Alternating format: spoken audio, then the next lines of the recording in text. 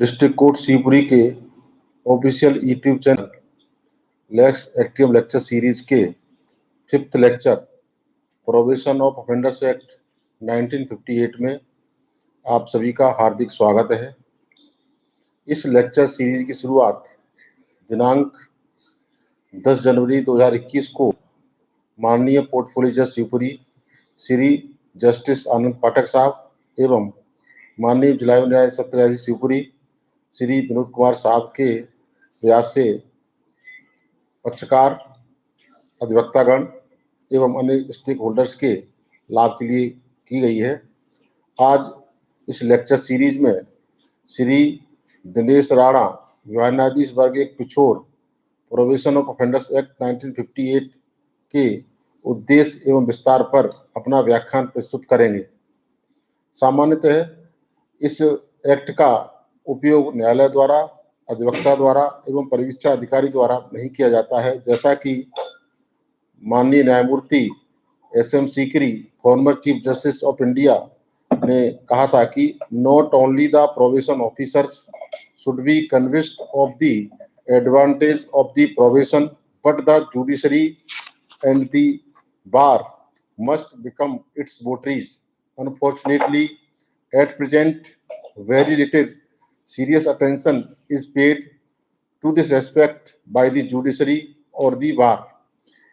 इसलिए इस एक्ट का उपयोग it must be stated that while disposing of the offender on probation, the judges are confronted with the crucial task of striking a balance between the protection of the society on the one hand and the correction of the offender on the other hand. दोनों में balance बनाते हुए परिवीक्षा अधिकारी, अधिवक्तागण और न्यायाधीश को कार्य करना होता है। जैसा कि हमने एक बार एक केस में देखा था कि एक बच्चा कटिंग कराने आया था और कटिंग के समय उसने अपना चश्मा निकाल के साइड से रख दिया। उसी समय दूसरा व्यक्ति आया तो उसने उसका चश्मा लगा लिया गलती से। इस बात से वो बच्चा इतना अग्रेवेट हुआ कि उसने जिससे कटिंग करा रहा था उस तरह से दूसरे को मार दिया। इस वजह से धारा 324 का केस उसके विरुद्ध दर्ज हो गया। केस दर्ज होने के बाद जब ट्रायल पूरा हुआ तो उसकी उम्र 21 वर्ष से कम थी और उसको धारा 324 में गिल्टी होल्ड किया। फिर दंड देने के पहले परिवीक्षा अधिनियम 1958 पर विचार करते हुए मैंने उसे परिवीक्षा अधिनियम 1958 के अधीन अनुतोष दिया गया। तो इस तरह के केसेस में अनुतोष देने से समाज के हितों पर कोई प्रभाव नहीं पड़ रहा था, बल्कि आरोपी के हित संरक्षित हो रहे थे। किशोर न्याय अधिनियम भी परिवीक्षा अधिनियम जैसा ही है, उसमें भी समाज का हित और किशोर का हित देखा जाता है। तो मैं आज श्री दिनेश राणा विभाग वर्ग 1 से परिवीक्षा अधिनियम 1958 के उद्देश्य, विस्तार और अपील पुनरीक्षण के सिद्धांत क्या है इस संबंध में विस्तृत प्रकाश डालने के लिए निवेदन करते हैं। श्री दिनेश राणा जी, आप सभी का नमस्कार। धन्यवाद सर।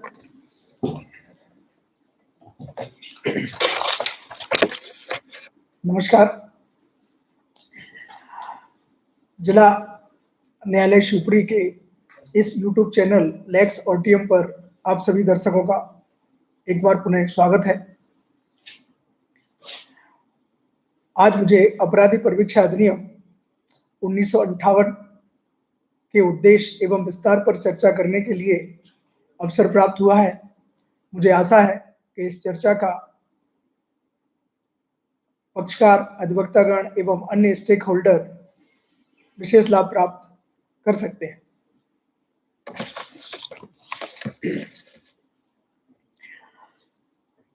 यह अधिनियम अपराधियों को परिवीक्षा पर या सम्यक भर्त्सना के पश्चात छोड़े जाने के लिए और इससे संबद्ध बातों के उपबंध करने के लिए सन 1958 में अधिनियमित किया गया है। इसका बड़ा ही विस्तृत उद्देश्य है जो युवा अपराधियों को जिद्दी या खूंखार अपराधी बनने से एवं जेल में उनके संपर्क में आने से रोककर उन्हें समाज की मुख्य धारा में लाने के लिए उत्प्रेरित करता है। हमारे भारतीय संविधान में राज्य के नीति निर्देशक तथ्यों में से कल्याणकारी राज्य की स्थापना की अवधारणा के लिए यह आवश्यक होकर सुधारात्मक दंड के सिद्धांत के अनुसार यह अधिनियम अपराधी को स्वयं को सुधारने और समाज के विकास की मुख्य धारा में शामिल होकर समाज व देश के लिए कुछ करने का अवसर प्रदान करता है। माननीय सर्वोच्च न्यायालय ने न्याय दृष्टांत गुजराल विरुद्ध मध्य प्रदेश राज्य 2007 वन SCC 619 में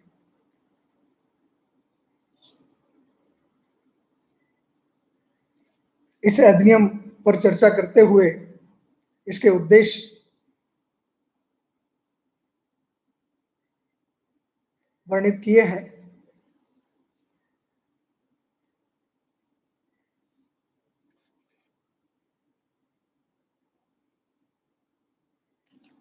साथ ही जुगल किशोर प्रसाद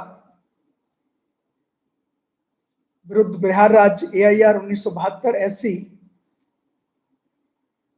25-22 में माननीय सर्वोच्च न्यायालय ने व्यक्त किया है कि यह उद्देश्य अपराध शास्त्र के क्षेत्र में वर्तमान प्रचलित सामान्य प्रवृत्ति के अनुरूप भी है। इन उद्देश्यों को लेकर यह अधिनियम भारत राजपत्र में दिनांक 11/11/1957 को प्रकाशित हुआ। तत्पश्चात दिनांक 25/2/1958 को प्रकाशित होकर संपूर्ण भारतवर्ष में लागू करते हुए इस अधिनियम की उपधारा 1 की उपधारा 3 के अनुसार सभी राज्यों के लिए अलग अलग तारीखें नियत होने का प्रावधान किया गया और इस अधिनियम में निर्देशित किया गया कि राज्य सरकारें शासकीय राजपत्र में अधिसूचना द्वारा अपने राज्य में या राज्य के किसी भाग में इसे लागू करने के लिए अधिसूचना जारी कर सकती हैं।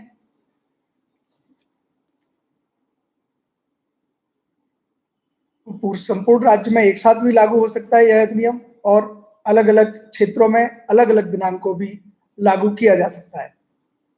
मध्य प्रदेश राज्य में यह अधिनियम मध्य प्रदेश राजपत्र दिनांक 10/9/1962 को पेज संख्या 2654 पर प्रकाशित होकर दिनांक 2/10/1962 से संपूर्ण मध्य प्रदेश में प्रवृत्त हो चुका है।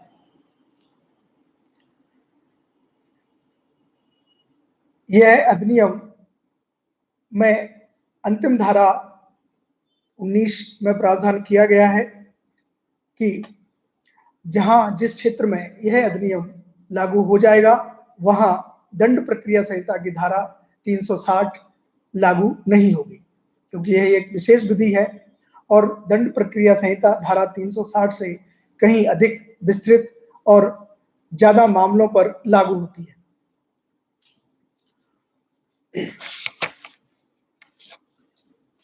इस अधिनियम पर विचार करने का प्रक्रम, सवाल यही उठता है कि किस प्रक्रम पर इस अधिनियम से डील किया जाए। तो इस अधिनियम के विचार करने की स्टेज उस समय आती है जब कोई न्यायालय किसी अपराधी को किसी अपराध का दोषी पाता है, तब उसे दंडित करने के पूर्व अपराधी परिवीक्षा अधिनियम के प्रावधानों पर विचार करना होता है, अर्थात दोष सिद्धि के पश्चात एवं दंड देने के पूर्व इस अधिनियम पर विचार किया जाता है। अपराधी भी दोष सिद्धि के बाद इस अधिनियम का लाभ लेने हेतु आवेदन प्रस्तुत कर सकता है।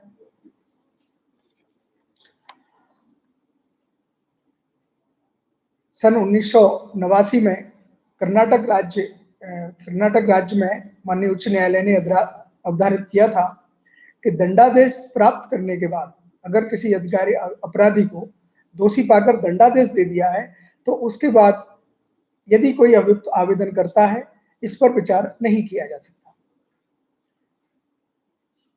यही मत माननीय सर्वोच्च न्यायालय ने EIR 2012 SC 1754 में अवधारित करते हुए व्यक्त किया है कि जब किसी न्यायालय ने अभियुक्त को दोष सिद्ध पाते हुए दंडादेश पारित कर दिया है तो उसके पश्चात इस अधिनियम का उस न्यायालय द्वारा अभियुक्त को लाभ प्रदान नहीं किया जा सकता।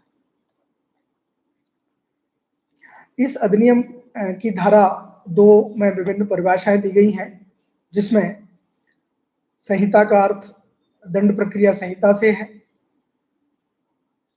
परिवीक्षा अधिकारी के लिए भी इस अधिनियम के अनुसार जिसे परिवीक्षा अधिकारी नियुक्त किया जा सकता है वो उसकी श्रेणी में आता है। तो इस अधिनियम की मुख्य धाराएं हैं 3 और 4, जिन पर यह संपूर्ण अधिनियम आधारित है। सर्वप्रथम मैं धारा 3 के बारे में उल्लेख करना या बात करना चाहूंगा। यह धारा कतिपय अपराधियों को भर्त्सना के पश्चात छोड़ देने की न्यायालय की शक्ति के बारे में प्रावधान करती है। कतिपय यानी विशेष प्रकार के अपराध इस अधिनियम में बताए गए हैं, जैसे कि जब कोई व्यक्ति भारतीय दंड संहिता 1860 की धारा 379 या धारा 380 या 381 या 404 आपराधिक दुर्विनियोग, जिसमें मृत व्यक्ति की आपराधिक दुर्विनियोग, मृत व्यक्ति की संपत्ति जो उसके मरते समय उसके कब्जे में थी, उस संपत्ति का आपराधिक दुर्विनियोग करने पर दंड का प्रावधान करती है, वो धारा 404 और धारा 420 भारतीय दंड संहिता का अपराध किया गया हो। दूसरा, भारतीय दंड संहिता या किसी अन्य विधि के अधीन 2 वर्ष से अनधिक के लिए कारावास या जुर्माने अथवा दोनों से दंडनीय कोई अपराध करने का दोषी पाया गया हो। और इन 2 अवस्थाओं के अलावा और दूसरी ये है कि उसके विरुद्ध कोई पूर्व दोष सिद्धि साबित न होती हो।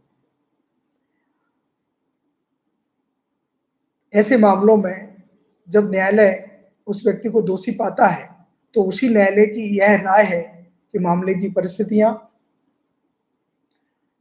परिस्थितियां जिनमें अंतर्गत अपराध की प्रकृति और अपराधी का चरित्र भी है, ध्यान में रखते हुए ऐसा करना समीचीन है, तब तत्समय प्रवृत्त किसी विधि में किसी बात के होते हुए भी वह न्यायालय उसे दंडित करने या उसे धारा 4 के अधीन सदाचरण की परिवीक्षा पर छोड़ने के बजाय सम्यक भर्त्सना अर्थात एडमोनिशन के पश्चात छोड़ सकता है।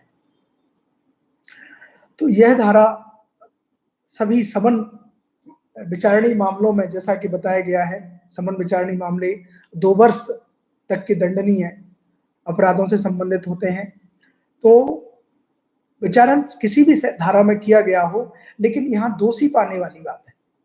यहाँ ये विशेष ध्यान रखना है कि उसे दोष सिद्ध किस प्रकरण में, किस अपराध में किया जा रहा है। यदि वह अपराध 2 वर्ष से अधिक दंड वाला है तो वो भारतीय दंड संहिता या किसी भी अन्य विधि में के तहत ऐसे अपराध के लिए दोषी किया गया है जो 2 वर्ष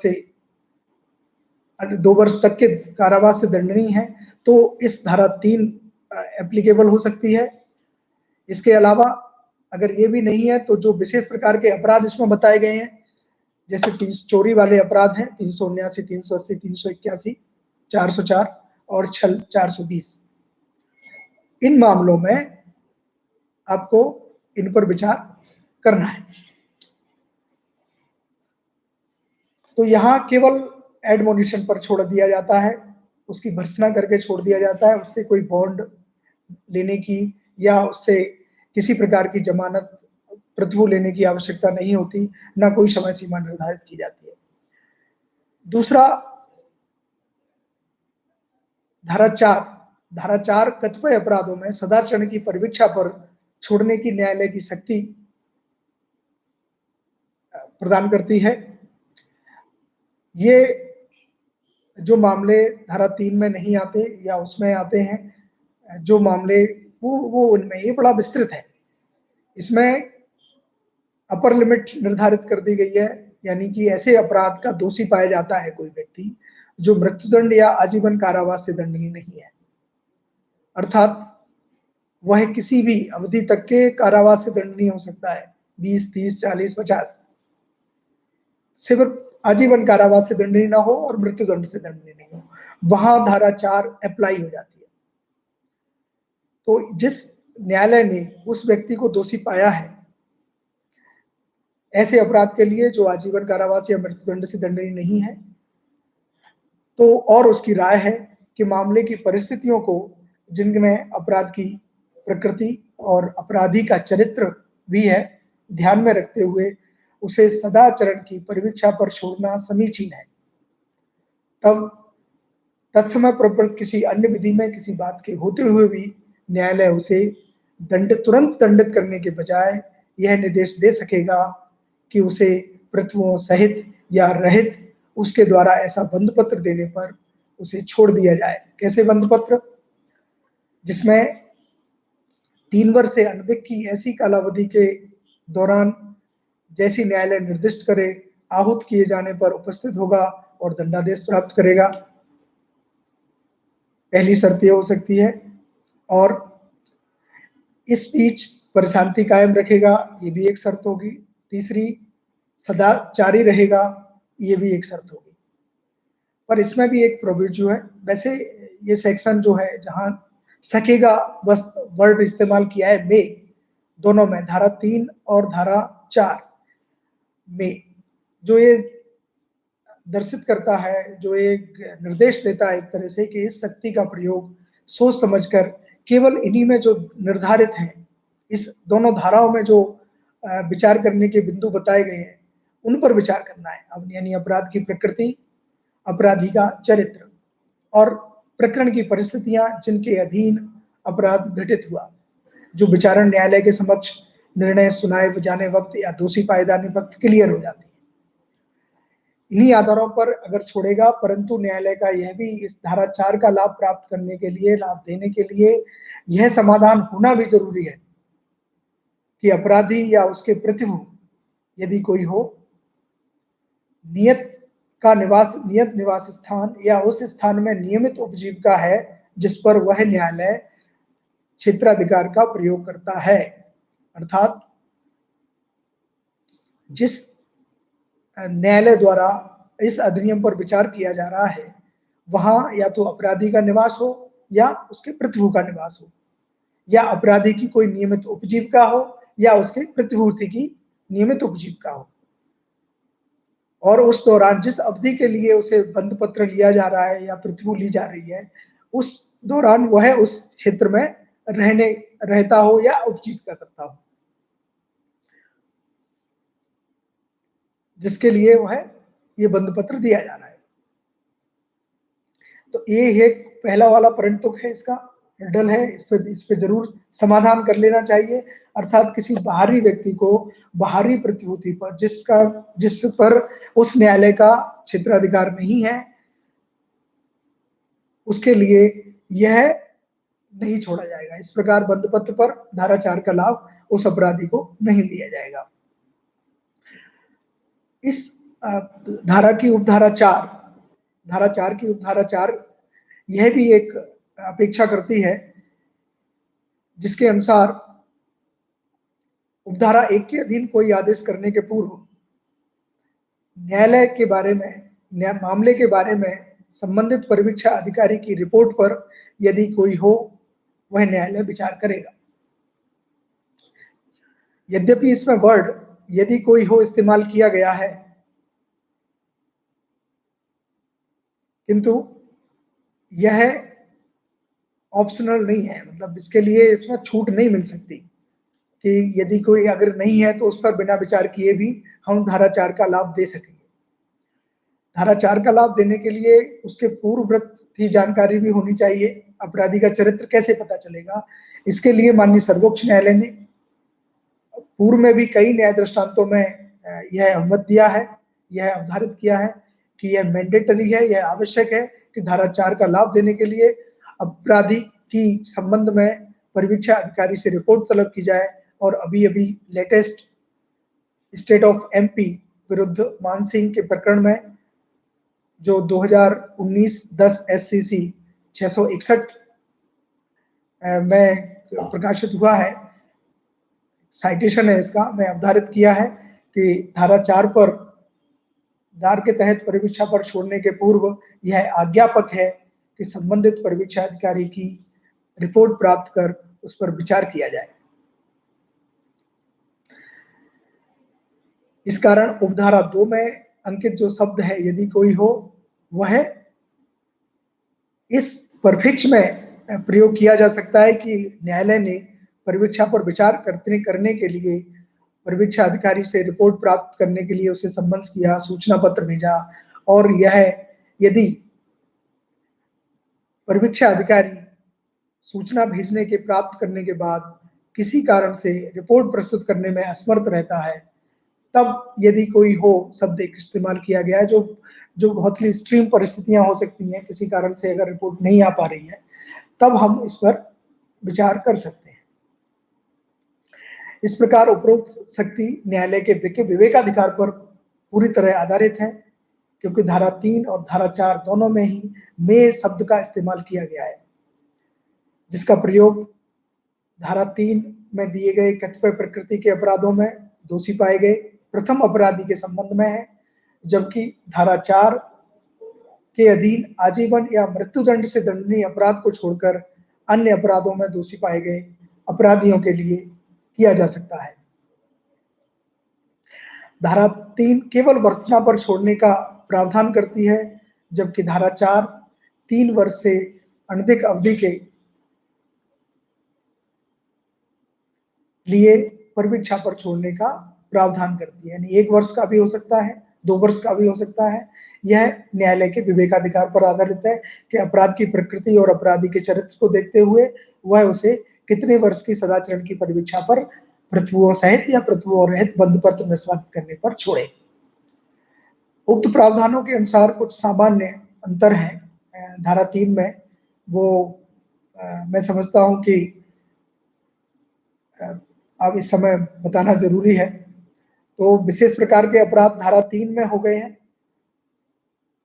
379, 380, 381 हादसा के तहत अपराध, मृत व्यक्ति के कब्जे की संपत्ति का आपराधिक दुर्विनियोग किया है तो धारा 404 और धारा 420, ये विशेष प्रकृति के भारतीय दंड संहिता से संबंधित अपराध वर्णित कर दिए हैं।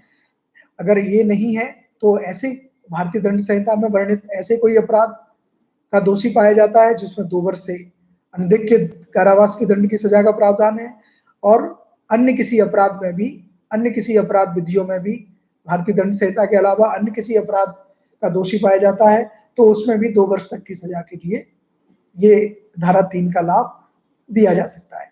जबकि धारा 4 केवल 2 अपराध छोड़ती है, मृत्युदंड और आजीवन कारावास। बहुत ही विस्तृत है, इसके लिए ऐसी कोई सीमा नहीं है कि 2 वर्ष हो, 3 वर्ष हो, 4 वर्ष हो, ये कितने भी वर्ष का आजीवन कारावास हो सकता है सिवाय आजीवन को छोड़कर और मृत्युदंड से दंडनीय अपराध को छोड़कर। धारा 3 एक चीज और प्रावधान करती है कि वो प्रथम अपराधी होना चाहिए, एडमोनिशन पर छोड़ने के लिए अपराधी को प्रथम अपराध होना चाहिए, किंतु धारा 4 में यह शर्त भी नहीं है। धारा 3 परिवीक्षा अधिकारी की रिपोर्ट पर विचार करना आवश्यक नहीं बनाती, जबकि धारा 4 यह आवश्यक बनाती है कि उस पर विचार करेगा। उसमें शैल वर्ड इस्तेमाल किया गया है, shall consider the report of provision officer. इसी तरह धारा इसमें नया एक और अंतर है कि भर्त्सना पर छोड़ सकता है बिना किसी बंध पत्र के, जबकि धारा 4 पृथु सहित या पृथु रहित बंध पत्र लेना सदाचरण की परिवीक्षा पर छोड़े जाने के लिए आवश्यक है। ये कुछ सामान्य अंतर हैं। उक्त प्रावधान के अनुसार धारा 4 का लाभ देने के लिए दोषी पाए गए व्यक्ति को प्रथम अपराधी होना आवश्यक नहीं है, किंतु माननीय सर्वोच्च न्यायालय ने इस परिस्थिति पर विचार किया 2005 में न्याय दृष्टांत MCD versus state of Delhi and another's EIR 2005 SC 2658, जिसमें अवधारित किया कि पूर्व दोषित व्यक्ति को धारा 4 का लाभ नहीं दिया जा सकता है। तो इस न्याय दृष्टांत के बाद यह क्लियर हो गया कि वो अंतर भी नहीं रहा, धारा 3 का लाभ और धारा 4 का लाभ प्रथम दोषित वाले अपराधी को ही दिया जाना चाहिए। उक्त दोनों धाराओं के तहत वैवेकिक शक्ति का प्रयोग इस अधिनियम की धारा 11 के अनुसार विचारण न्यायालय भी दे सकता है, रिविजनल न्यायालय भी दे सकता है या अपीली न्यायालय द्वारा किया जा सकता है इसका प्रयोग। उक्त शक्ति का प्रयोग करने के लिए उचित परिस्थितियां एवं शर्तों के संबंध में माननीय सर्वोच्च न्यायालय एवं विभिन्न माननीय उच्च न्यायालय के मतानुसार इस अधिनियम का लाभ देने हेतु विचार करने योग्य कारक अभियुक्त की उम्र, उसका चरित्र एवं पूर्वव्रत तथा अपराध करने की परिस्थितियां, अपराध के समय अभियुक्त का आचरण, अपराध की गंभीरता, दोबारा अपराध करने की संभावना आदि विचार योग्य होते हैं।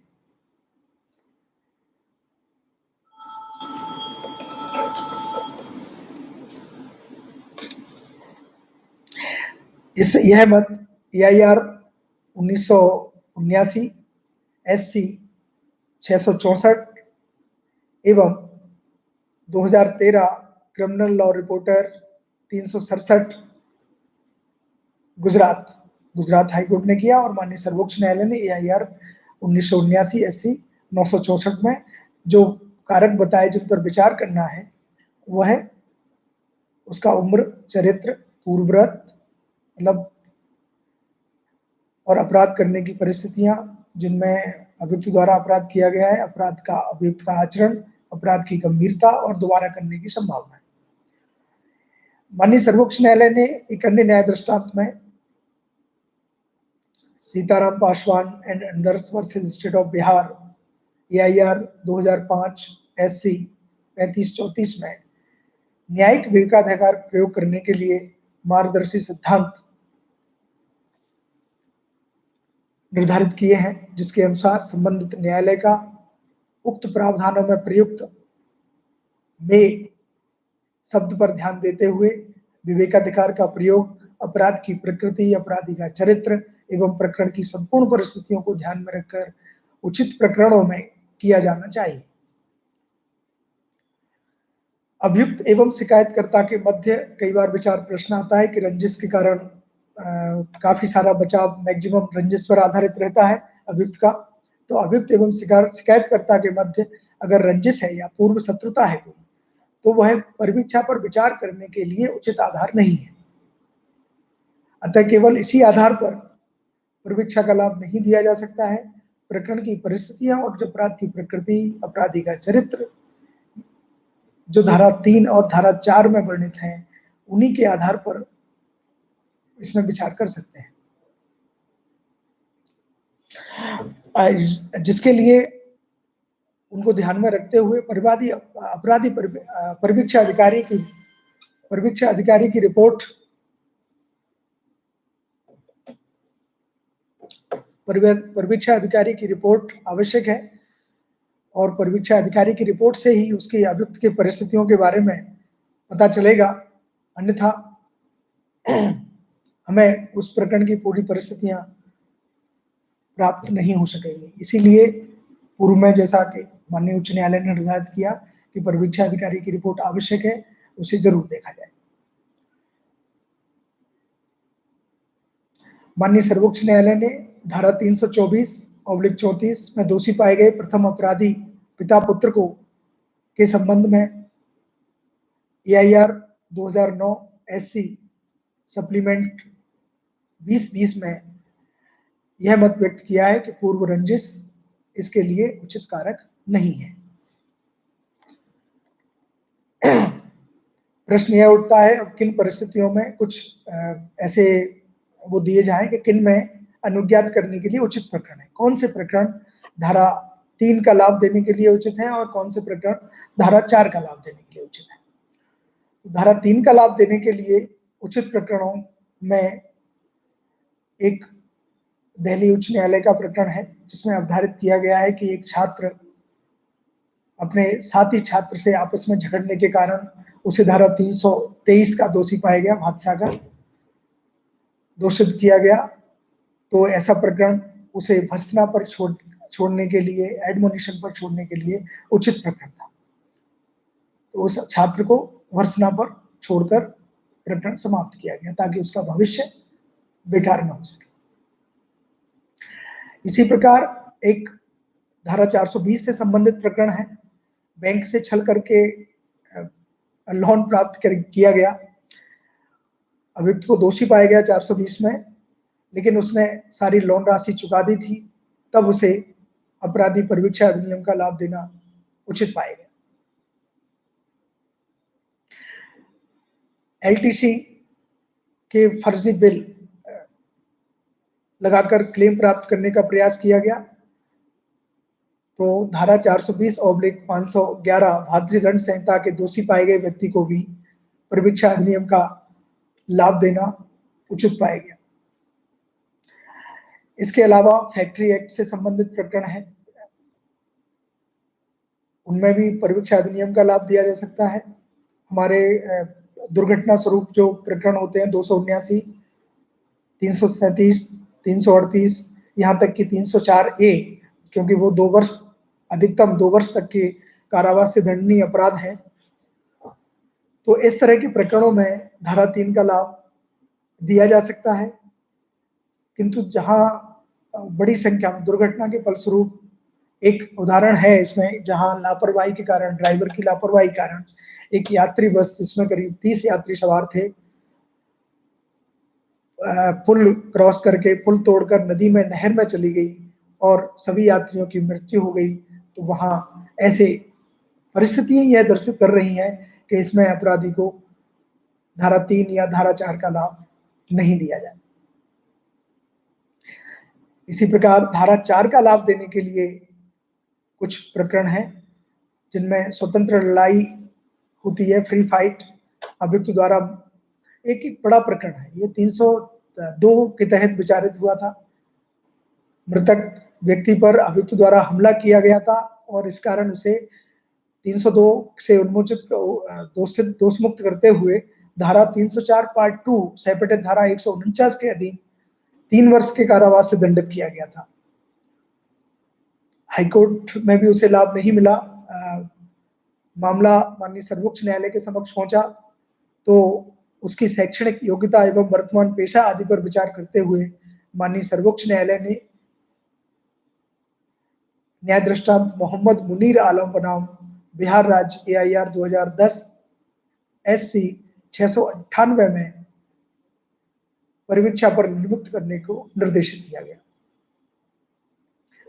तो ये देखिए इसका विस्तार, इस पर जहां आवश्यक हो, जहां परिस्थितियां ये तय करती हैं कि दुर्भाग्यवश या किसी अन्य कारण से वो प्रोफेशनल अपराधी नहीं है, अचानक झगड़ा जनित आवेश में, स्वतंत्र लड़ाई में ऐसे व्यक्ति को सेपरेटेड धारा 149 हादसा के तहत दोषी पाया गया, तो उसे माननीय सर्वोच्च न्यायालय ने परिवीक्षा का लाभ देना उचित माना।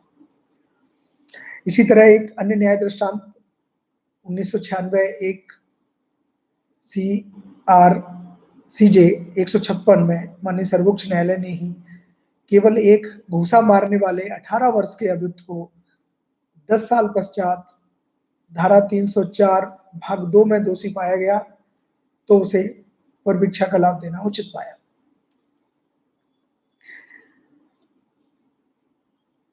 एक और उदाहरण है जिसमें अभियुक्त को वर्ष 1991 में घटित हुई घटना के संबंध में 452, 325 सेपरेटेड धारा 34 भारतीय दंड संहिता के अधीन दोष सिद्ध किया गया था, जिसे सन 2010 में माननीय पंजाब एवं हरियाणा उच्च न्यायालय ने न्याय दृष्टांत हजारा राम बनाम जागीर सिंह 2010 वन क्राइम्स 315 में परिवीक्षा का लाभ देना उचित माना।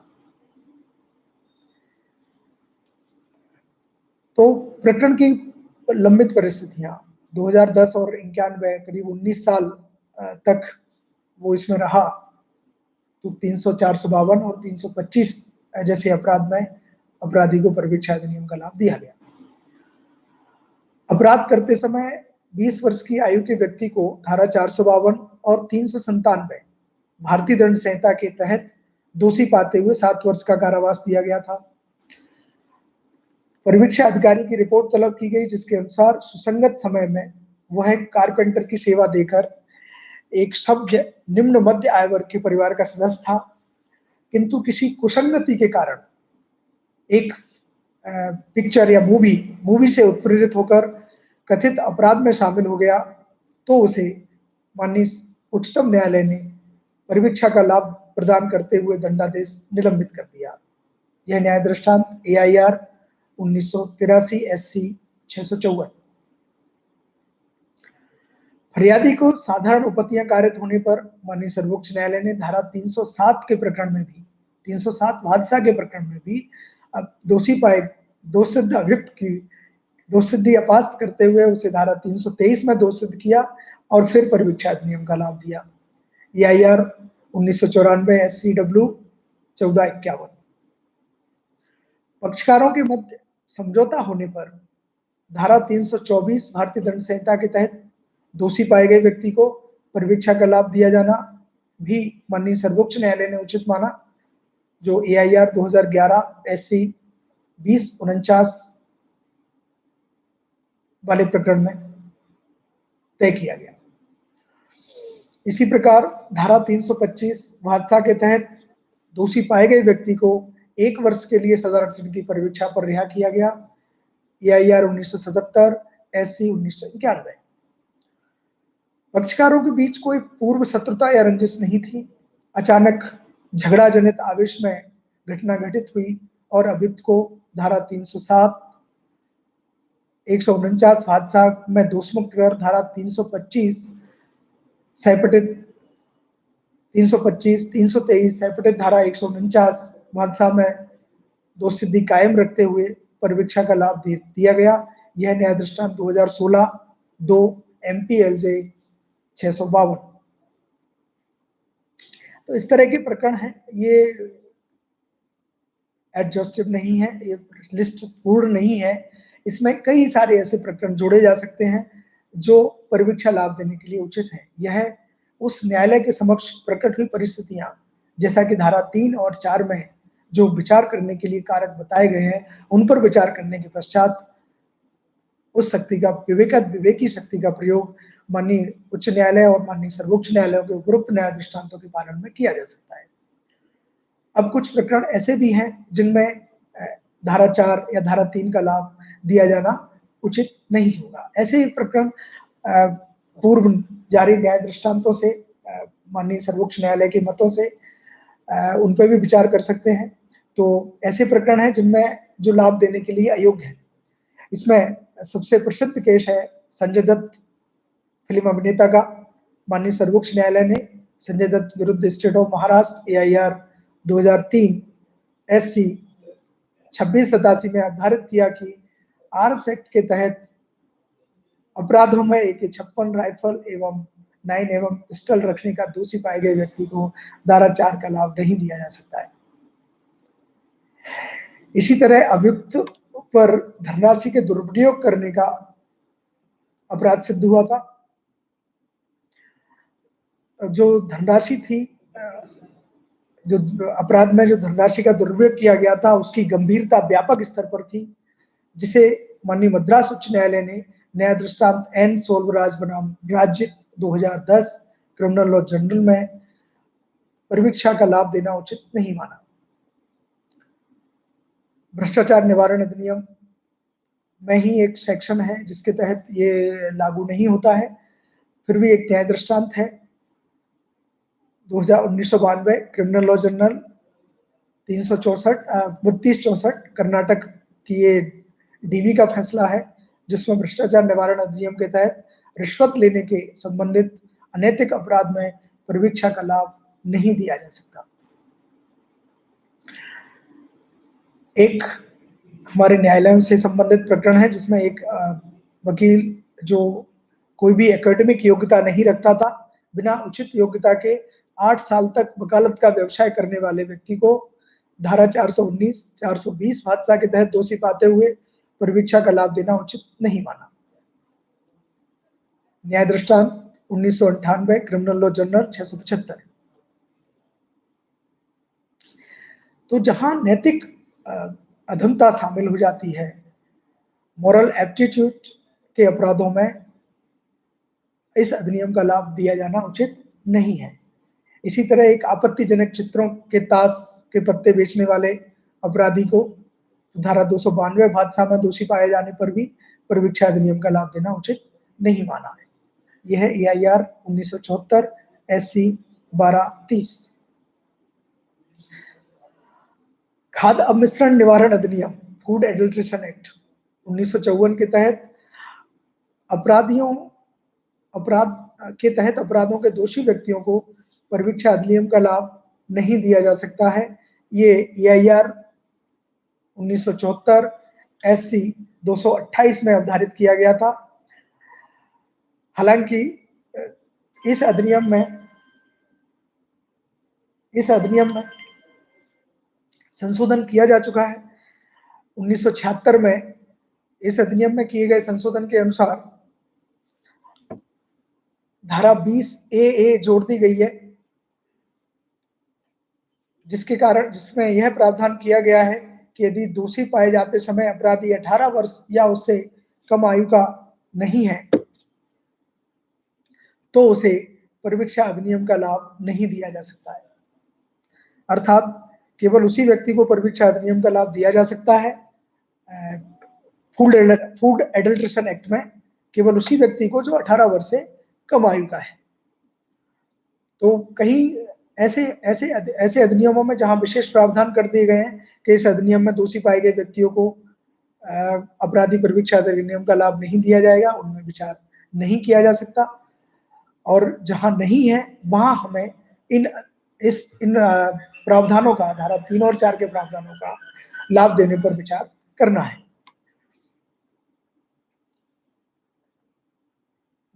EIR 2009 SC 1956 में अभियुक्त को धारा 7 आवश्यक वस्तु अधिनियम के तहत बिना अनुज्ञा के लुब्रिकेंट ऑयल विक्रय करने एवं अपमिश्रित लुब्रिकेंट ऑयल स्टोर करने के लिए दोषी पाते हुए धारा 4 का लाभ देने से इनकार किया गया। इस प्रकार जो समाज विरोधी गतिविधियों में लिप्त हों,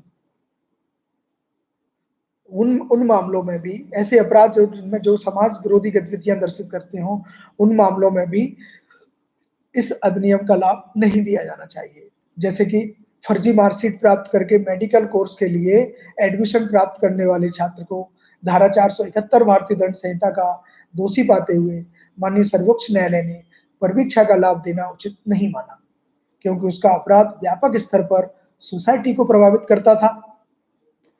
इसका साइटेशन है EIR 2004 SC 3229। तो ये इनसे हमें मार्गदर्शन प्राप्त हो सकता है इस तरह के न्याय दृष्टांतों से कि हमें किन पर विचार करना है, किन पर नहीं। धारा 336 भारतीय दंड संहिता के तहत आजीवन कारावास या 10 वर्ष तक के कारावास देने का प्रावधान है।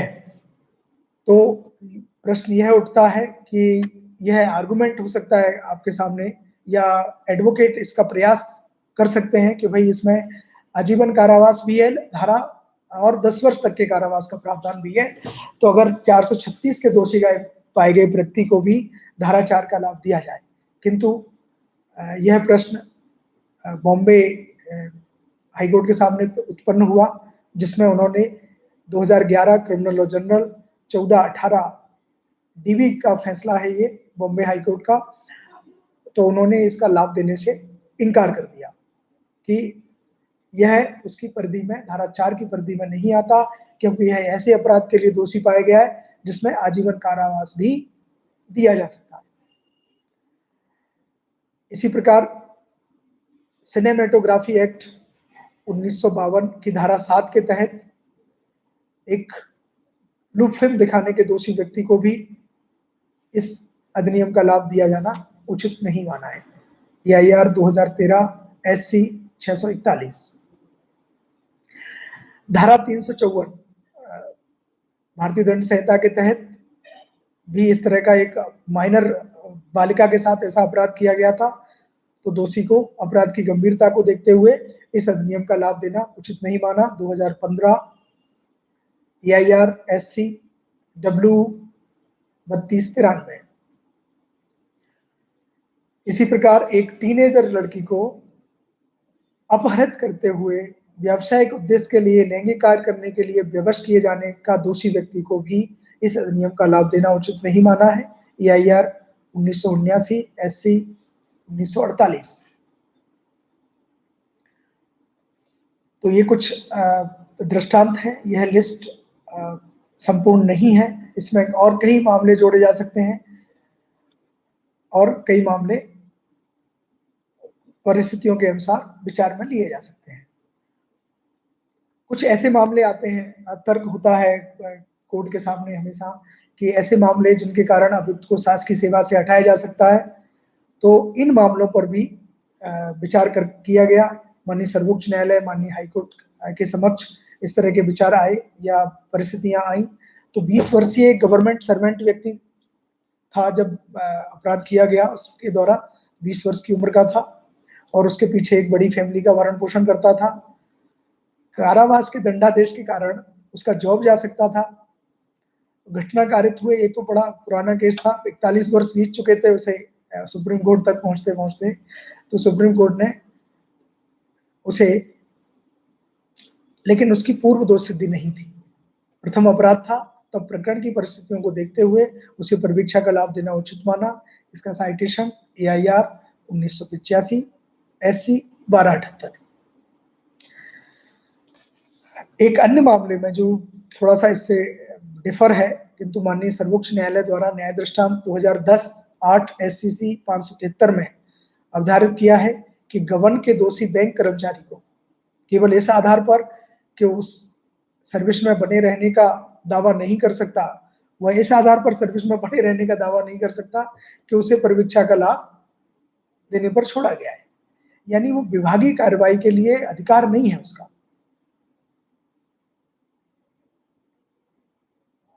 तो ये जो न्याय दृष्टांत है उसकी विभागीय कार्रवाई से संबंधित है।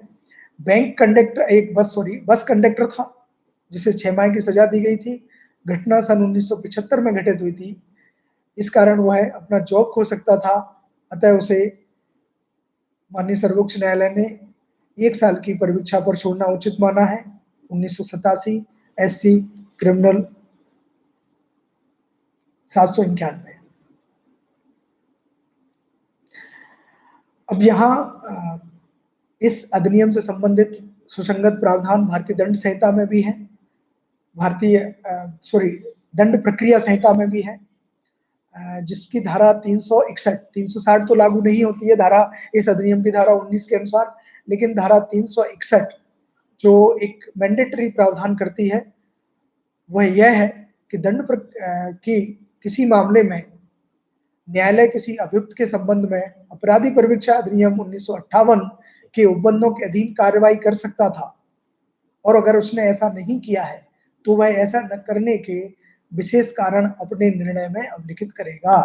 सेल वर्ड का इस्तेमाल हुआ है, अर्थात जो प्रकरण धारा 3 की परिधि में आते हैं, जो प्रकरण धारा 4 की परिधि में आते हैं, जो बंदिशतः पार नहीं किए गए हैं इनकी परिधियों से, उनमें विचार किया जा सकता था और न्यायालय ने नहीं किया है तो उसे स्पेशल रीजंस अपने जजमेंट में देना है।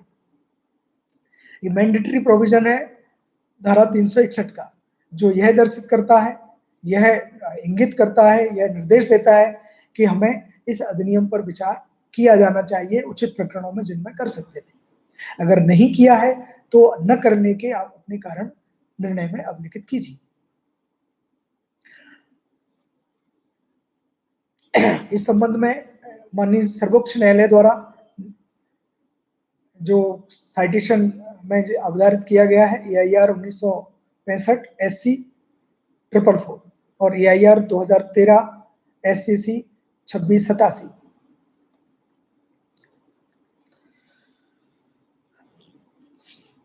कई बार प्रश्न उठता है कि विक्टिम का क्या, बड़े से बड़े अपराध में भी जो ऐसे अपराध भी शामिल हैं जिनमें 20 वर्ष तक की कारावास की सजा है, वो भी धारा 4 की परिधि में आते हैं, तो विक्टिम को क्या है?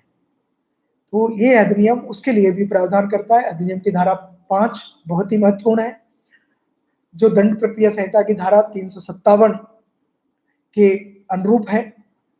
यानी कि इसके अनुसार धारा 4 या धारा 3 के अधीन अपराधी को छोड़ने का निर्देश देने वाला न्यायालय यदि ठीक समझता है तो उसी समय अतिरिक्त आदेश कर सकेगा कि अपराध के किए जाने से किसी व्यक्ति को हुई हानि या क्षति के लिए इतना प्रतिकर और कार्रवाइयों के खर्चे जितना न्यायालय युक्तियुक्त समझे अदा करेगा। यानी कि अपराधी को परिवीक्षा पर छोड़ते समय या भर्त्सना पर छोड़ते समय यह अतिरिक्त निर्देश दिया जा सकता है कि वह विक्टिम को कंपनसेशन अदा करे और कार्रवाइयों के खर्चे अदा करे।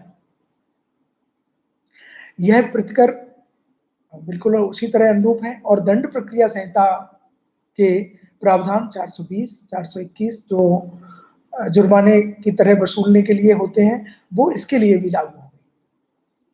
इसके इसी में ये प्रावधान किया गया है कि दंड प्रक्रिया संहिता में उसी रूप से यह प्रतिकर वसूल नहीं होगा जैसे फाइन वसूल किया जाता है।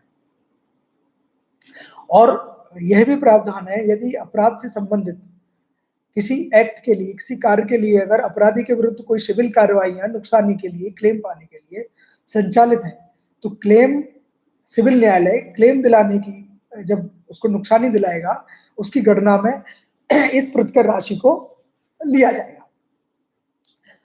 तो ये एक इसके सहायक प्रावधान हुआ कि इसमें विक्टिम का भी ध्यान रखा गया है कि आप उसे भी प्रतिपूर्ति दिला सकते हैं और इस अधिनियम का लाभ प्रथम अपराधियों को, युवा अपराधियों को दे सकते हैं। इस अधिनियम की धारा 6 भी उसी तरह है जैसे धारा 361 दंड प्रक्रिया संहिता। तो अपराधी परिवीक्षा अधिनियम की धारा 6 भी 21 वर्ष से कम आयु वाले अपराधियों के कारावास पर निर्बंधन लगाती है। इसके अनुसार जब 21 वर्ष से कम आयु वाला कोई व्यक्ति आजीवन कारावास को छोड़कर किसी अन्य कारावास से दंडनीय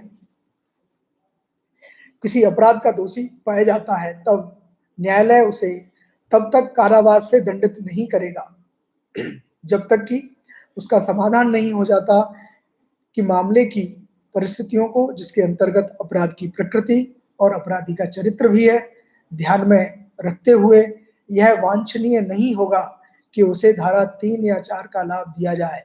और यदि न्यायालय ऐसे अपराधी को कारावास का कोई दंड देता है तो वह वैसा करने के अपने कारणों को अवलिखित करेगा।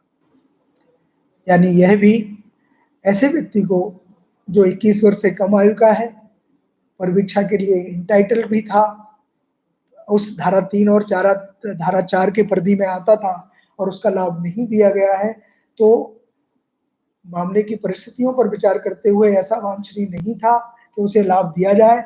ऐसे अपने कारण उसमें अवलिखित किए जाएंगे, निर्णय में अवलिखित किए जाएंगे। तो न्यायालय उक्त समाधान करने के प्रयोजन के लिए क्या करेगा? इस धारा में भी एक और प्रावधान है, जैसे धारा 4 की उपधारा 2 में परिवीक्षा अधिकारी की रिपोर्ट पे था, इसमें भी है। न्यायालय इस उक्त समाधान करने के लिए अपना कि वांछनीय है या वांछनीय नहीं है, समाधान करने के प्रयोजन से परिवीक्षा अधिकारी की रिपोर्ट मांगेगा और रिपोर्ट पर यदि कोई हो अपराधी के चरित्र और शारीरिक तथा मानसिक दशा के संबंध में उसकी अपराधी की रिपोर्ट प्राप्त करेगा और प्राप्त किसी अन्य जानकारी पर भी विचार करेगा। यानी रिपोर्ट के अलावा उसे अपने समक्ष प्रकरण की सुनवाई के दौरान प्राप्त अन्य जानकारियों कि उसकी शारीरिक दशा कैसी है, उसकी मानसिक दशा कैसी है, इस पर भी विचार करेगा।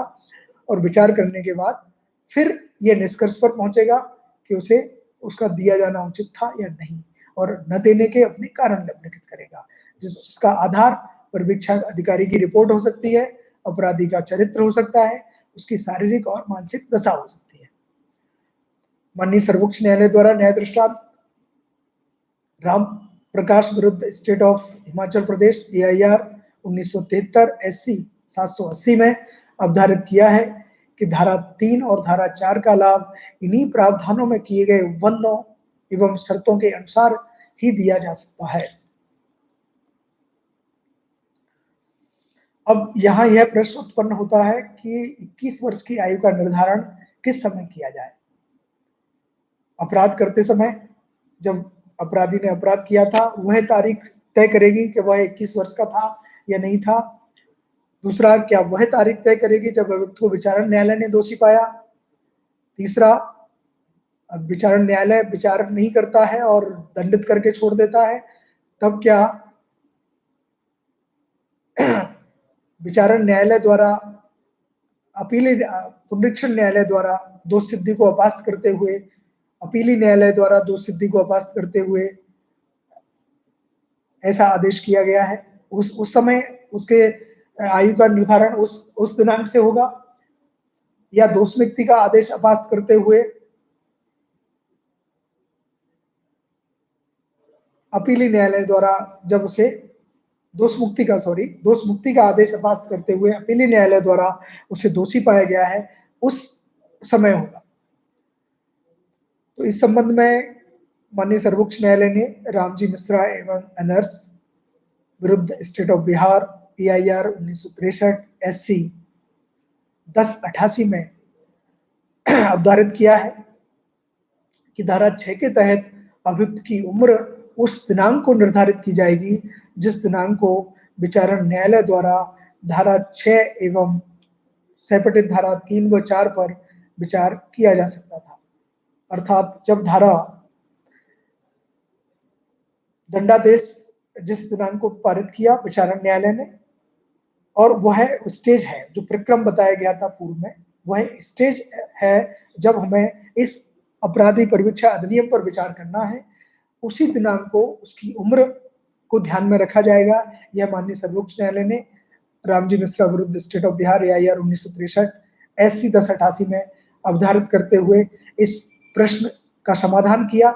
किंतु इसके बाद भी अभी भी कई प्रकरण ऐसे हैं, माननीय सर्वोच्च न्यायालय के न्याय दृष्टांत भी हैं और अन्य उच्च न्यायालयों की भी है, जहां अपराध करते समय अपराधी की आयु पर भी विचार किया जाता है।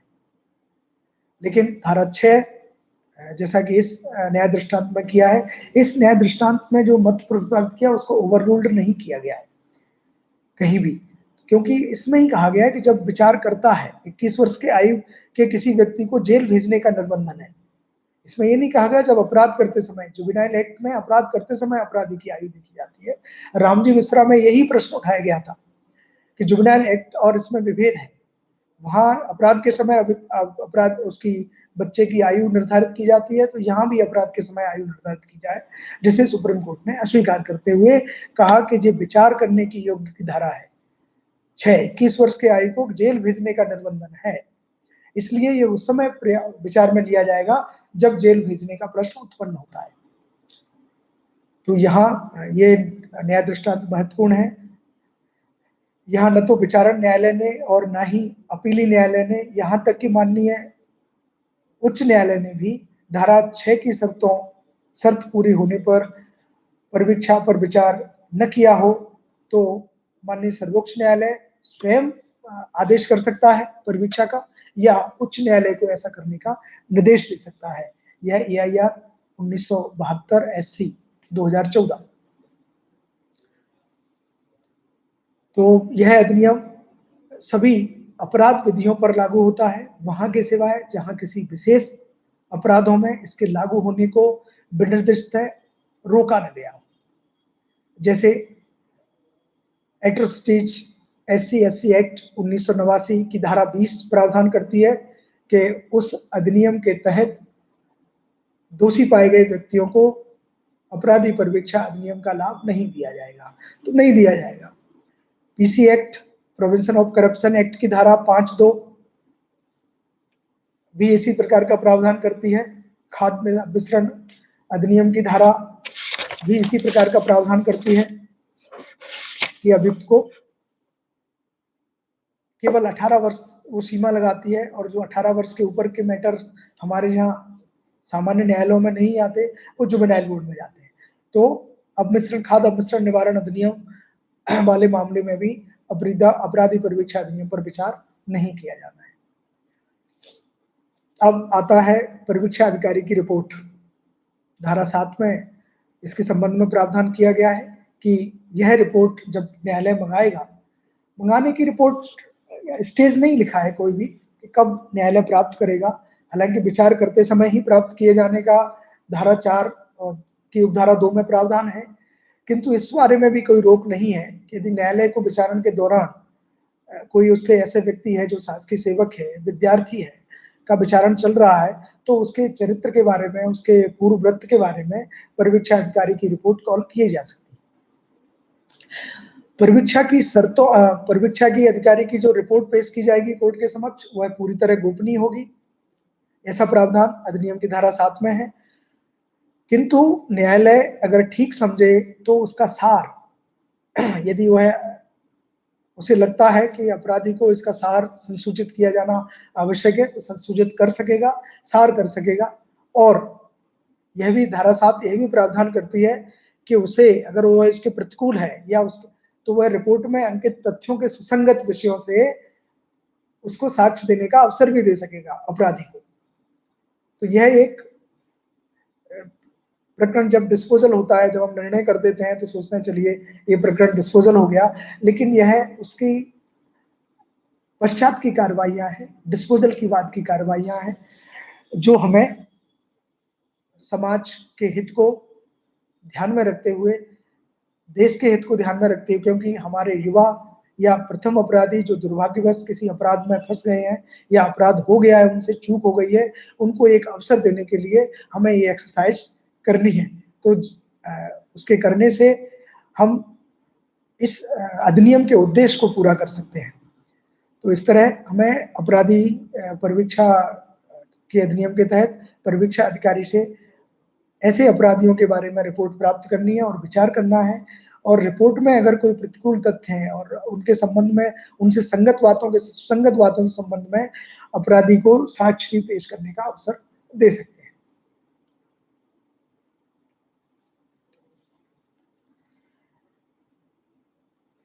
शर्तें धारा 4 में की उपधारा 3, 4 में वर्णित हैं, जिनके अनुसार उस पर किस प्रकार की शर्तें लगाई जा सकती हैं। उन शर्तों में फेरफार भी किया जा सकता है, धारा 8 वर्णित करती है। और फेरफार करने के लिए क्या आवश्यक है, ये थोड़ा सा मैं बताना चाहूंगा। परिवीक्षा अधिकारी के आवेदन पर, यानी कि अगर परिवीक्षा अधिकारी को परिवीक्षण में छोड़ा जाता है, धारा 4 की उपधारा 3 और 4 परिवीक्षा अधिकारी के परिवीक्षण में किसी समय तक रहने का आदेश देती है। तो जब कोई व्यक्ति किसी को परिवीक्षण में छोड़ा गया है सदाचरण की परिवीक्षा पर, तो परिवीक्षा अधिकारी आवेदन करता है यदि न्यायालय के समक्ष कि अपराधी द्वारा किए गए किसी बंद पत्र की शर्त का, अपराधी द्वारा दिए गए किसी बंद पत्र की शर्त में फेरफार करना उस अपराधी और जनता के हितों के लिए समीचीन है या आवश्यक है। तो उस कालावधि के दौरान जब बंद पत्र प्रभावी है, किसी समय उसकी अस्तित्व अवधि को, यानी कि 3 साल को बढ़ाया घटाकर, 3 साल को, तो 3 साल से अधिक नहीं हो सकती इसमें, लेकिन अगर 1 वर्ष का है तो उसे और बढ़ा सकता है, लेकिन 3 साल से अनधिक ही रहनी चाहिए। तो अगर 1 साल की दी है, 2 साल की दी है तो उसको बढ़ा सकता है, या अगर 3 साल की दी है तो उसको कम कर सकता है, तो बढ़ाया घटा सकता है, घटाकर, अथवा उसकी शर्तों को परिवर्तित करके या अतिरिक्त शर्तें अंतः स्थापित करके बंद पत्र में फेरफार कर सकता है। परंतु ऐसा फेरफार अपराधी को या बंद पत्र में वर्णित प्रतिभू को या प्रतिभुओं को सुनवाई का अवसर दिए बिना नहीं किया जाएगा। धारा 4 की उपधारा 2 धारा 8 की उपधारा 2 के अनुसार यदि कोई प्रतिभू ऐसे फेरफार के लिए सहमति देने से इनकार कर देता है, तब क्या होगा? तो न्यायालय, इसी में प्रावधान है, तो न्यायालय अपराधी से नया बंद पत्र देने की अपेक्षा कर सकेगा, अर्थात नए प्रतिभू के साथ वो बंद पत्र दे। और यदि अपराधी वैसा करने से इनकार कर देता है या असफल रहता है, तो न्यायालय उसे उस अपराध के लिए दंडित कर सकता है जिसका वह दोषी पाया गया था। यदि उस समय न्यायालय का जिसने अपराधी को धारा 4 के अधीन परिवीक्षा पर छोड़ा था, परिवीक्षा अधिकारी के आवेदन पर यह समाधान हो जाता है कि उसे आगे और परिवीक्षा में रखना आवश्यक नहीं है, तो वह उसके द्वारा दिए गए बंद पत्र को उन्मोचित करके उसे मुक्त कर देगा। यानी कि धारा 8 बंद पत्र की सीमा बढ़ाने के लिए, नई शर्तें अध्रोपित करने के लिए, और अगर पहले से ही ऐसा लगता है कि उसे छोड़ा जा सकता है तो घटाकर बंद पत्र को उन्मोचित करने के लिए प्रावधान करती है, जिसका लाभ पोस्ट इस अधिनियम की पश्चातवर्ती कार्रवाइयों में दिया जा सकता है। अगर बंद पत्र की शर्तों के अनुपालन करने में अपराधी असफल रहता है, उसका प्रावधान भी इस अधिनियम की आगामी धारा में है। यदि उस न्यायालय के पास जिसने धारा 4 के अधीन अपराधी को परिवीक्षा पर छोड़ा है, अथवा अन्य न्यायालय के पास जो उस अपराधी के बाबत उसके मूल अपराध के संबंध में कार्रवाई कर सकता था, दो न्यायालय है इसमें, परिवीक्षा अधिकारी की रिपोर्ट पर या अन्यथा यह विश्वास करने का कारण है कि अपराधी अपने द्वारा किए गए बंद पत्र या उसकी शर्तों में से किसी का अनुपालन करने में असफल हुआ है, तो वह उसकी गिरफ्तारी के लिए, यानी फिर न्यायालय क्या करेगा, जिसने छोड़ा है वो, या जो छोड़ सकता था या उस समय वो अस्तित्व में नहीं है तो दूसरा न्यायालय कोई है जो उस पर क्षेत्राधिकार रखता है, तो वह उसकी गिरफ्तारी के लिए वारंट जारी कर सकेगा। या यदि ठीक समझता है तो उसके या उसके प्रतिभूओं के, यदि कोई हो, के नाम समन निकालकर अपेक्षा कर सकेगा कि नियत समय पर न्यायालय के समक्ष उपस्थित हो। अपराधी की गिरफ्तारी वारंट के पालन में पेश किए जाने पर या उपस्थित होने पर उसे मामले की समाप्ति तक के लिए अवरक्षा में प्रतिप्रेषित कर सकेगा, या सुनवाई के लिए नियत तारीख के लिए उसकी उपस्थिति के लिए प्रतिभू या प्रतिभुओं के बिना जमानत मंजूर कर सकेगा। अर्थात जब कभी ऐसे उसे बुलाया जाता है, बीच में गिरफ्तारी वारंट भी उसका जारी किया जाता है, तो उसके लिए भी दोनों ऑप्शन खुले हैं कि चाहे तो उसे जेल में भेज सकता है, निरोध में भेज सकता है, चाहे तो उसे इस पर विचार करने के लिए कि उसके ने भंग किया है नहीं किया है, इसकी सुनवाई होने तक उसकी जमानत मंजूर भी कर सकता है, प्रतिभुओं सहित या रहित। यदि मामले की सुनवाई के पश्चात न्यायालय का समाधान हो जाता है कि अपराधी ने बंद पत्र की शर्तों का पालन बंद करने में असफल हुआ है,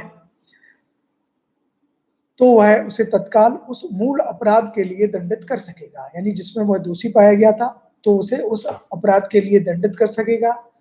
जहां असफलता प्रथम बार होती है, वहां बंद पत्र के प्रवृत्त रहने पर प्रतिकूल प्रभाव डाले बिना उस पर 50 रुपए से अधिक की सस्ती हद आरोपित कर सकता है। तो अगर प्रथम बार उसने बंद पत्र को वो किया है, जो ये दर्शित करता है इस अधिनियम का प्रावधान कि प्रथम बार को 50 रुपए से अनधिक की राशि की सस्ती हद आरोपित करके और बंद पत्र के लिए आगे के लिए निकाल दिया जाएगा। यदि अब अध्रोपित सस्ती न्यायालय द्वारा नियत कालावधि में नहीं दी जाती है, तो न्यायालय अपराधी को मूल कारावास, मूल दंडादेश, मूल अपराध के लिए दंडादेश दे सकेगा। तो यहाँ धारा 3 और 4 का लाभ देते समय, विचार करते समय अगर विचार कर लिया है और लाभ दिया है, तब दंडादेश नहीं दिया जाए। कई मामले सामने आए हैं कि विचारण न्यायालय ने दोषी पाते हुए उसको दंडादेश भी दिया और परिवीक्षा का लाभ दिया और ये शर्त लगा दी कि अगर ये इसका उल्लंघन करेगा शर्तों का, तो वह न्यायालय में उपस्थित होकर इतने इतने वर्ष का कारावास भुगतेगा। इस तरह के दंडादेश परिवीक्षा का लाभ देते समय नहीं दिए जाएंगे।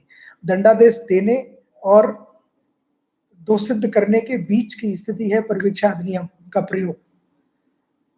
परिवीक्षा का अगर छोड़ दिया गया है तो शर्तों के उल्लंघन पर ही, जब धारा 6 या इसके पश्चात जो शर्तों के उल्लंघन के कारण परिवीक्षा अधिकारी के आवेदन पर या अन्यथा न्यायालय का समाधान हुआ है, वहां ही किया जा सकता है। अब प्रश्न ये उत्पन्न होता है कि इस तरह द्वारा जो धारा 3 और धारा 4 के अधीन किए गए आदेश है, उनके विरुद्ध उपचार क्या प्राप्त है। तो यह धारा 11, इस अधिनियम की धारा 11 उनके विरुद्ध अपील का प्रावधान भी करती है। धारा 11 की उपधारा 2 के अनुसार विचारण न्यायालय जो उच्च न्यायालय से भिन्न है द्वारा धारा 3 या 4 के अधीन पारित आदेश की अपील उस न्यायालय में होगी जिसको उस न्यायालय के दंडादेश से मामूली तौर पर अपीलें की जाती हैं, अर्थात मजिस्ट्रेट के न्यायालय की अपीलें अपर सत्र न्यायालय के समक्ष हो सकती हैं और अपर सत्र न्यायालय या जिला न्यायालय के न्यायालय की अपीलें हाई कोर्ट में की जा सकती हैं। EIR 2004 SC 4401 में माननीय सर्वोच्च न्यायालय ने अवधारित किया कि राज्य के अलावा फरियादी को भी अपील का अवसर प्राप्त है, वो भी अपील कर सकता है धारा 11(2) के तहत। और पुनरीक्षण की शक्ति का प्रयोग करते हुए अपीली न्यायालय या उच्च न्यायालय केवल उसी अपराध में दंडादेश दे सकता है जिसमें दोषी पाते हुए परिवीक्षा का लाभ दिया गया था। उन्हें दोषित के बदले या दूसरे अपराध में दंडादेश देने का क्षेत्राधिकार अपीली न्यायालय या उच्च न्यायालय को नहीं है। यानी परिवीक्षा का लाभ देते समय उसे जिस अपराध का दोषी पाया गया था और फरियादी द्वारा या राज्य द्वारा परिवीक्षा पर छोड़े जाने के आदेश के विरुद्ध अपील की गई है और अपील स्वीकार की जाती है, तो अपील न्यायालय उस दंडादेश को, कन्विक्शन को नहीं बदल सकता, केवल परिवीक्षा का आदेश अपास्त करते हुए उसे उसी अपराध के लिए दंडित कर सकता है जिसके लिए विचारण न्यायालय ने उसे दोषी पाया था। अपील न्यायालय या उच्च न्यायालय द्वारा पुनरीक्षण की शक्तियां भी हैं।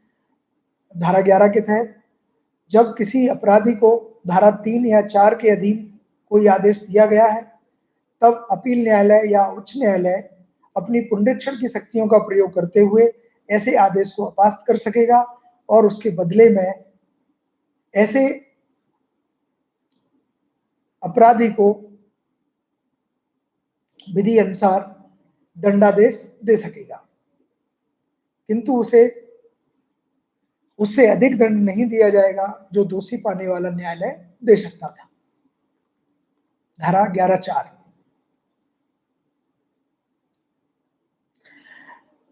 धारा 11(3) इसमें एक महत्वपूर्ण प्रावधान करती है कि 21 वर्ष से, जो धारा 6 के संबंध में है, धारा 11(3) 21 वर्ष से कम आयु के व्यक्ति को अधिनियम का लाभ न देने पर भी पुनरीक्षण का अधिकार प्रदान करती है।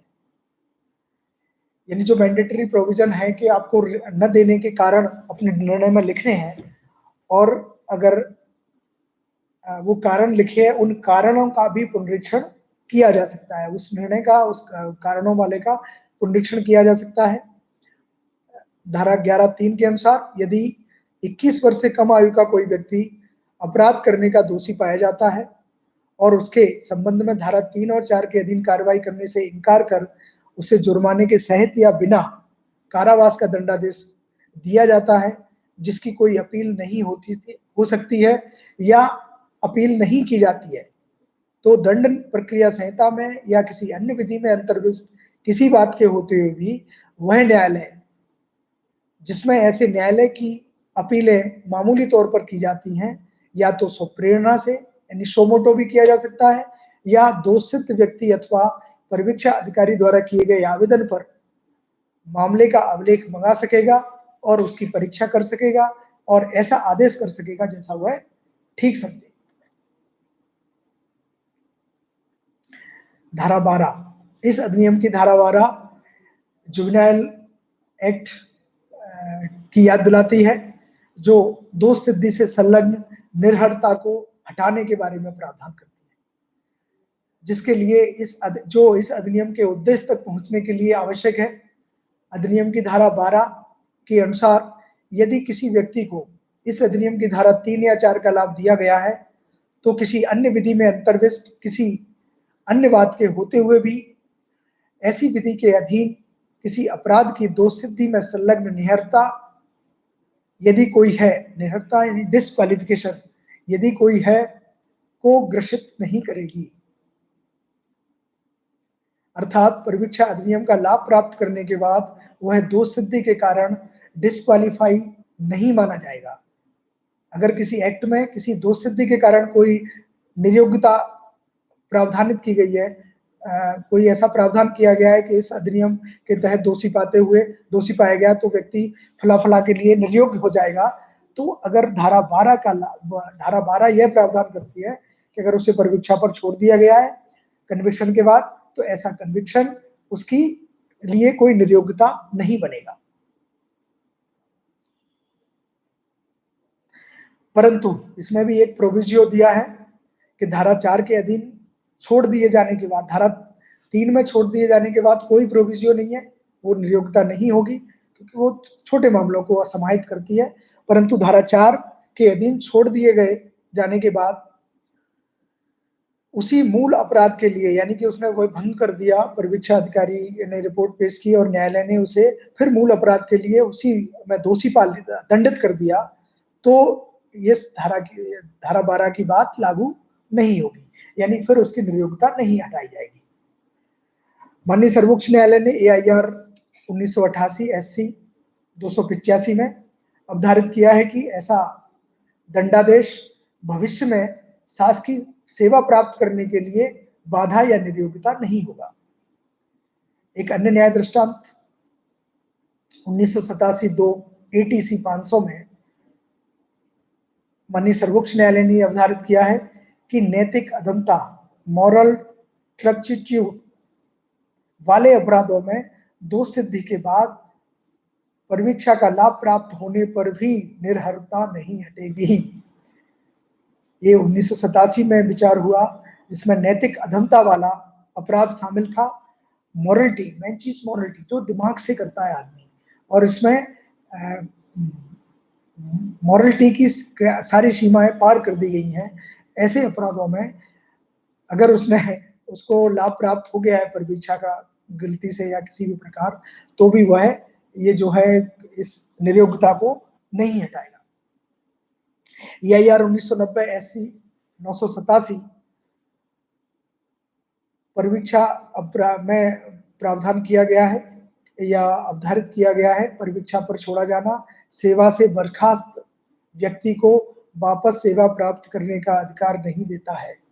कई डिपार्टमेंट में अगर कोई दोषी पाने के कारण उसकी सेवा समाप्त कर दी है, तो फिर वह सेवा प्रदान करने का अधिकार नहीं देता है।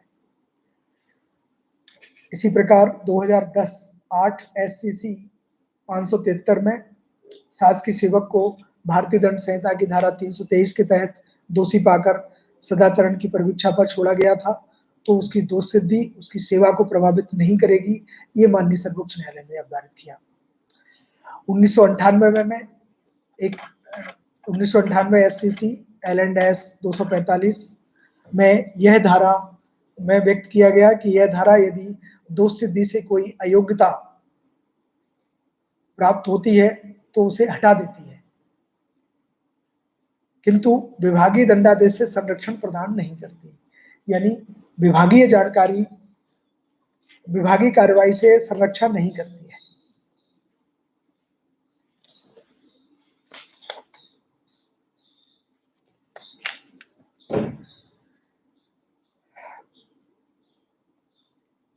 तो ये सामान्य चर्चा थी। परीक्षा अधिकारी कौन होगा, इसके लिए भी इस अधिनियम में प्रावधान किया गया है। तो राज्य सरकार द्वारा नियुक्त या इस रूप में मान्यता प्राप्त व्यक्ति परीक्षा अधिकारी हो सकता है। राज्य सरकार द्वारा इस निमित्त मान्यता प्राप्त सोसाइटी द्वारा इस प्रयोजन के लिए उपलब्ध कराया गया व्यक्ति भी परीक्षा अधिकारी हो सकता है। यानी राज्य सरकार इस निमित्त, यानी इस अधिनियम के तहत किसी मान्यता प्राप्त सोसाइटी को भी अधिकृत कर सकती है कि परीक्षा अधिकारी उपलब्ध कराए या ऐसा व्यक्ति उपलब्ध कराए, तो ऐसा व्यक्ति भी परीक्षा अधिकारी हो सकता है। किसी असाधारण मामले में कोई अन्य व्यक्ति होगा जो न्यायालय की राय में उस मामले की विशेष परिस्थितियों में परीक्षा अधिकारी के रूप में कार्य करने के योग्य हो। यानी यहाँ इस एक्ट में कई बार प्रश्न उठता है कि परीक्षा अधिकारी नहीं है, हर जगह नहीं है, आउटलाइन में खासकर केवल जिले में है या जिले में भी नहीं है कई जगह, तो क्या करें। तो अगर कोई ऐसा असाधारण मामला आता है जिसमें न्यायालय की यह राय है कि उस मामले की विशेष परिस्थितियों में वह खुद किसी अपनी राय में उचित व्यक्ति को परिवीक्षा अधिकारी के रूप में कार्य करने के योग्य पाती है, तो उसे वह परिवीक्षा अधिकारी के तौर पर कार्य करने के लिए अधिकृत कर सकता है। इसमें इस सेक्शन में परिवीक्षा अधिकारी के लिए यह भी प्रावधान है, कोई न्यायालय जो धारा 4 के अधीन आदेश पारित करता है या उस जिले का जिला मजिस्ट्रेट जिसमें अपराधी तत्समय निवास करता है, किसी भी समय पर्यवेक्षण आदेश में नामित किसी व्यक्ति के स्थान पर कोई परिवीक्षा अधिकारी नियुक्त कर सकता है। यानी दोनों कर सकते हैं, न्यायालय भी कर सकता है और जिला मजिस्ट्रेट भी कर सकता है। परिवीक्षा अधिकारी उस जिले के जिला मजिस्ट्रेट के नियंत्रण के अधीन होगा जिस जिले में अपराधी निवास करता है। यानी जहां जिस अपराधी का पर्यवेक्षण करने के लिए परिवीक्षा अधिकारी नियुक्त किया गया है, वह उस जिले के जिला मजिस्ट्रेट के अधीन माना जाएगा जहां पर अपराधी निवास करता है।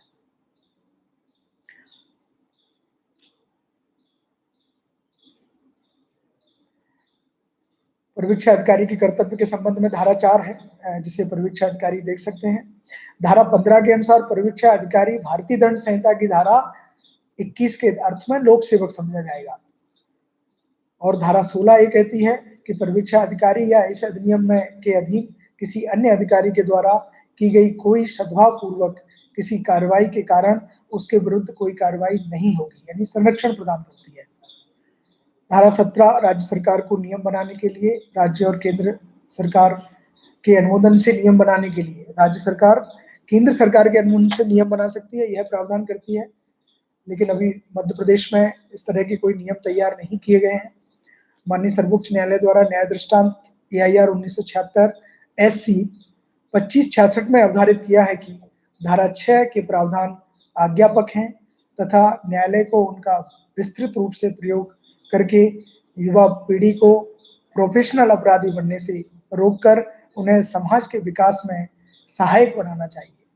एक कंक्लूजन के तौर पर ये न्याय दृष्टांत बहुत महत्वपूर्ण है, जिसमें इस उद्देश्य की पूर्ति के लिए धारा 6 को आज्ञापक प्रकृति का घोषित कर किया है कि 21 वर्ष से कम आयु के युवा अपराधियों को, प्रथम अपराधियों को जिन्हें लाभ दिया जा सकता है धारा 3 या 4 का, उनको न देने का प्रतिबंध लगाती है, उनको जेल भेजने का प्रतिबंध लगाती है, वह आज्ञापक है। उसका धारा 3 और उनके संबंध में धारा 3 और 4 पर विचार करना बहुत आवश्यक है। उपरोक्त जो आज चर्चा की गई एवं माननीय उच्च न्यायालय एवं माननीय उच्चतम न्यायालय एवं विभिन्न उच्च न्यायालयों के द्वारा प्रतिपादित मतों के अनुसार इस अधिनियम के उद्देश्य की प्राप्ति के लिए युवा और प्रथम अपराधियों को परिवीक्षा अधिनियम का लाभ दिया जाना आवश्यक प्रकट होता है, जिससे वे अचानक या दुर्भाग्यवश हुए अपराधों के कलंक से उबरकर समाज की मुख्य धारा में शामिल होकर देश के विकास में अपना योगदान दे सके। धन्यवाद। अब कुछ प्रश्न प्राप्त हुए हैं।